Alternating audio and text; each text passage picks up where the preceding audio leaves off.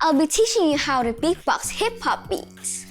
For beginners, a hip-hop beat is the best used as an example to practice your beatboxing because hip-hop beats are straightforward and rely on drum patterns in comparison to other music genres or styles.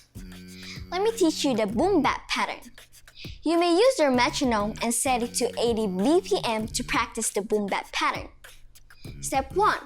Let's learn the Boom Bap pattern 1 without the hi-hats.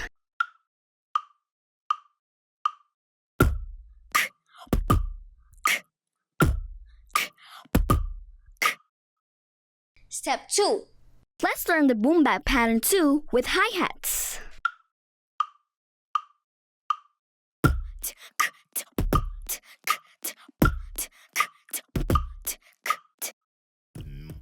Now, let me teach you the trap pattern. You may use your metronome and set it to 125 BPM to practice the trap pattern. Step 1.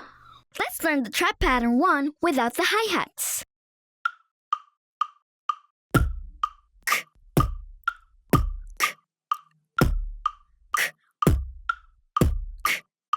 Step 2. Let's learn the trap pattern 2 with the hi-hats.